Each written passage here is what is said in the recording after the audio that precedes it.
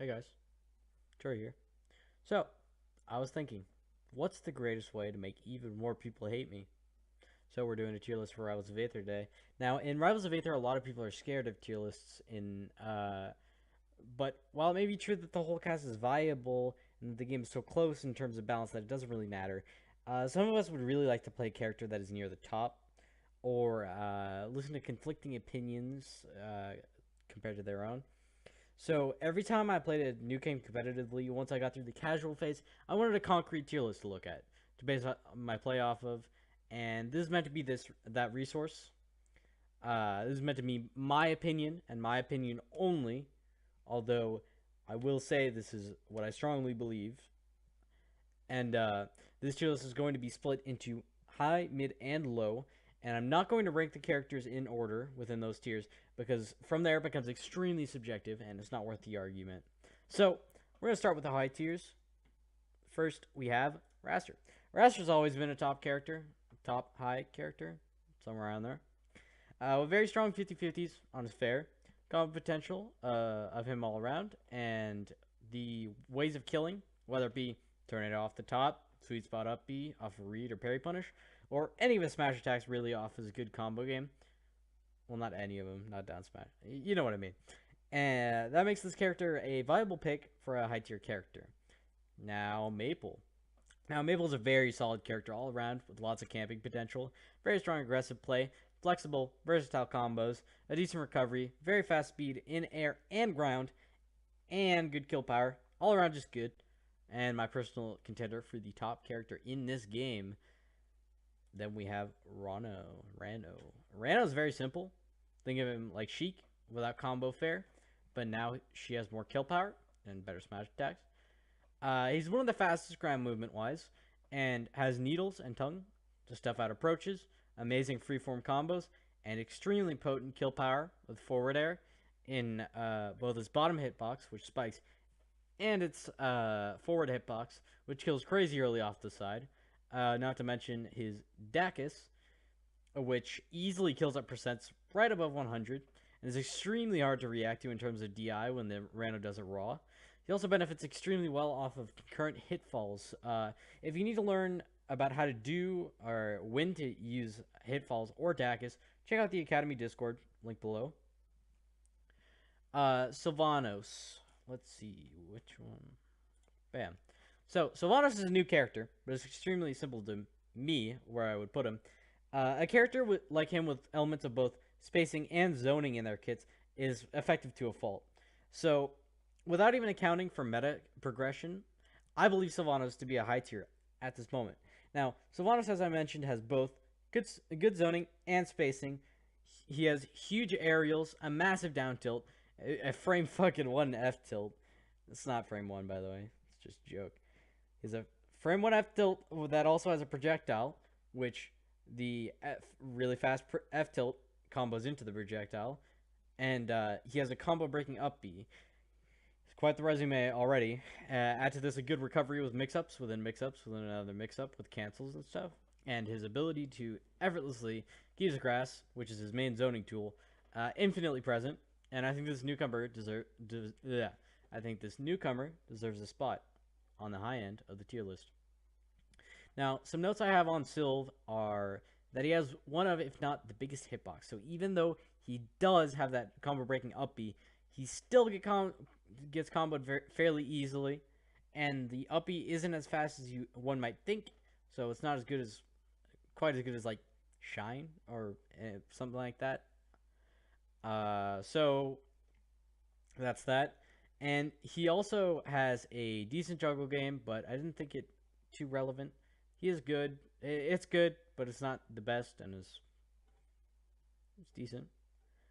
Now we have Ori. Now, Ori is a fast bait and punish character.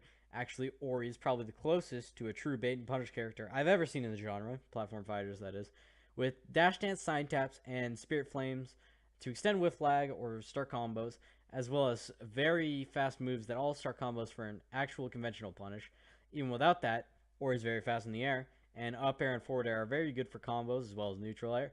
There are combos you can do called Eden combos, where you can do a lot of low power moves with to rack up percent, and when they're about to escape from your grasp, you can just tap the B button or do a sign tap, as it's called, and you'll keep the opponent in place for you to extend the combo or end it with a finishing move, or his neutral and advantage are extremely satisfying and effective, so I think that warrants the character a spot in high tier. Now, Forsburn. Now, Forsburn's been showing up at majors recently, like in a huge way. KK Salt's Forsburn is ridiculous. Forsburn is a incredibly versatile character with fast ground movement, good plat drops, amazing aerial combos extended with cape, decent resources with his specials, and two of the best kill moves in the game, combust and back air. The only massive problem with Forsburn is his recovery. He has smoke stalling, clone stalling, and deception in general, but an incredibly laggy up B. This recovery actually got buffed this patch in that the clone of side B is less predictable because you can make it drop instead of it always going upwards, but still, he undoubtedly has a bottom 3 recovery, and I personally will place it at the second worst. And he's the first character in this list to have a major issue, which speaks volumes about how the rest of his kit carries him up to this spot, and how the rest of the high tiers, and as to how good they are. Alright, so that was the high tiers. This list is intentionally top heavy because of how well balanced the game is. I think this is how it should be organized, although you could probably split Maple and one of these other characters into another tier, but for simplicity's sake, and in the purpose of keeping the list more concise, I'll keep it like this. Now, mid-tiers. So, starting off with mid-tiers, I want to say this is where we start getting into real tangible weaknesses. Not enough to place him in low tier, but not enough strengths to give him a high tier placement, like Forsburn. So, first we have Orcane. Now, Orcane is a complicated character. One of the best recoveries, although wholly untraditional. A very solid punish game, and various properties like hydroplaning, longer wave dashes. Orcane manages to achieve a solid middle ground. His major weakness, in my opinion, is his neutral. He has down tilt and his bubbles from down B. That's really it in terms of spacing, zoning, meaning he has to get in. Now, Orcane, once he does get in, is a real threat, but if you're good at keeping him out, he doesn't get too much off of his character. But he gets more off of some. But he, all of his other attributes are very good, so he deserves this placing. Now we have Claren. Now, Claren is the first real sortie of Rivals of Aether, as opposed to the pseudo sorties of Raster and Forsburn. And she's my personal main. Claren has essentially a free punish game off tippers, meaning if you have relatively decent spacing, you can get a lot off your normals. Claren lacks in good safe options, though. If you whiff a move, she has some of the highest end-lag values for the amount of relative power she has. Typically, you exchange power for frame data, right? But in Claren's case, she exchanged frame data for range on all her normals. This is a normal sortie thing, but it's not really too prominent in Rivals of Aether because of we don't have many other spacing characters. Now,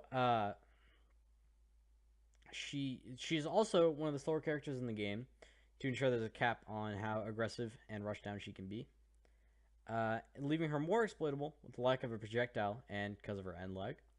She's also said to have one of the worst recoveries in the game. Fairly safe if you do it well, so I'd say around the top of low tier recoveries. And that's Claren. Now we have Daedalus. Daedalus is a weird character, personally believe him to be the worst design in the game, with several annoying gimmicks like Ice Armor, Fair Super Armor, Ice Dash Attack, Ice in general, because that thing's dumb. But don't be fooled though, he does have a good kit. It's not really gimmicks. You're just a cuck if you play him. But if you manage ice on the ground well, you can maintain a solid neutral with Ice Dash Attack leading into strings that give either shit ton of percent or force you in an offstage situation. And your longer wave dashes on ice and your dash attack wave dash back thing, dumb as hell. But when you do get the successive ice dash attack, you can lead into a nair up air combo, which leads into the edge guard, and edge guarding is also a very strong aspect of it. He has icicles into fair, up air, and even up B if you really want to style on your opponent. But he has a decent recovery, which you basically always have to punish on stage. You can punish off stage, but it's a lot harder, and sometimes you'll get punished for it by Aether. Um, some notes about the character that I have for new players are Aether side B puts you in parry lag, meaning if they parry your icicles, you'll be punished freely. To get around this, only use icicles when they are in the air, or be ready to cancel it off a platform. And hitfall is also very important on this character, just like Rano. To learn about hitfalls, Academy link in the description again.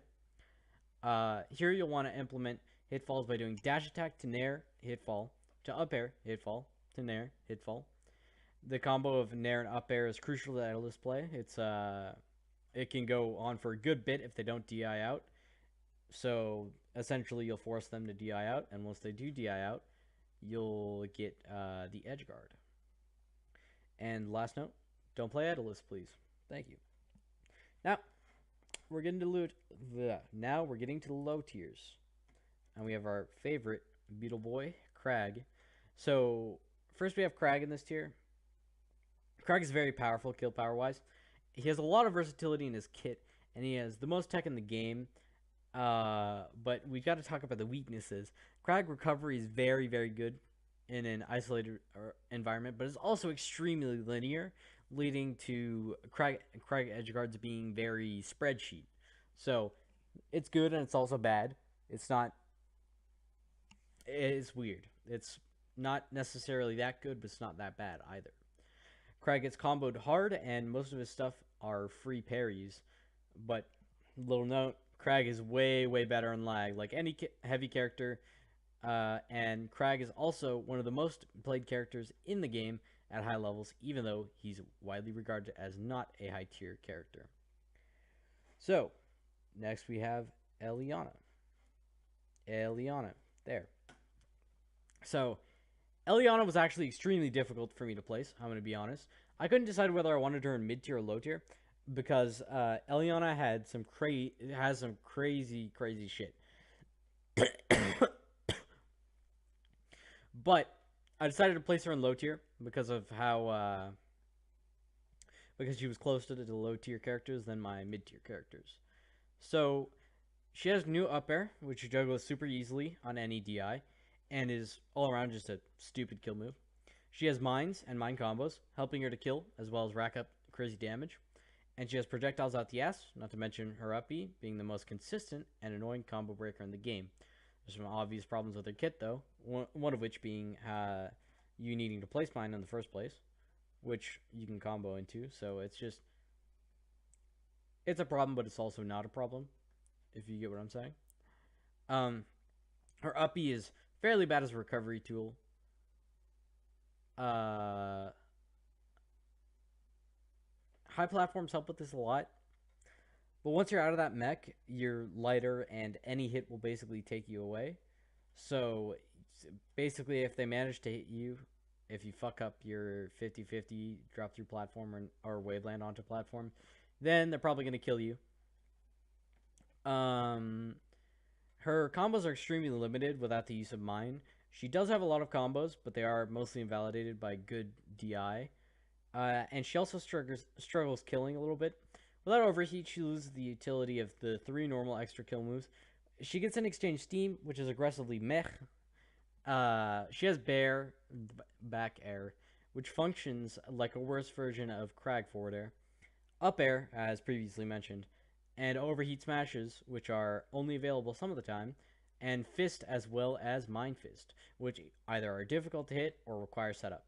Definitely not awful, not very good either. So now we have Zed. Zedburn is very polarizing. He has one of the best advantage states in the game. He has decent edge guards, dumb combos, over the top kill power, and all that. And his disadvantage is average when you include Shine. However, at the moment, he has an awful recovery. and a bad neutral clearly limiting his play. You'll see it all the time. Zetterbrun's pulling 20 billion mix-ups just out of their ass. But someone with a higher character that excels at edgeguarding will never let him on stage easily. So don't get me wrong, he is extremely good. If you get beat by him in neutral, because his punish game is so good. But assuming equal skills, Zetterbrun will more frequently lose neutral to better characters because of how power creeped his neutral game has been. Lastly, we have Absa. Absa. There we go. Now, Absa is the original zoner. Absa's pretty cool. She's a zoner with F tilt 2 cloud, and has cloud placement traps with strong up close options such as F tilt 1, Nair, and up tilt, which is also one of, if not the best anti-air in the game. And she also has strong movement with the inclusion of up B, and has a recovery that's clearly in the upper echelons of rivals.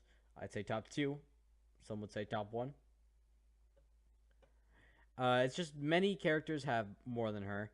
If you're not used to the matchup, you'll get clean wiped because of the way she works and how she can DI trap.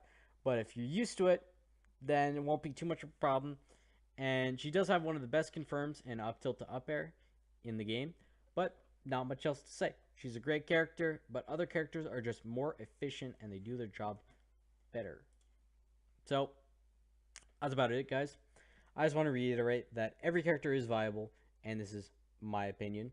This means that if you put in work, you can go to the top with every character. This is just an objective list on the estimated viability of each character. The gap is closer than you might imagine if you first start playing. Thanks for watching. If you could subscribe, it would make my day. Trying to get this channel off the ground so we can get some more consistent Rivals content on YouTube. Have a great day, y'all. Academy is in the description. My Discord is in the description, as well as my Twitter. Bye.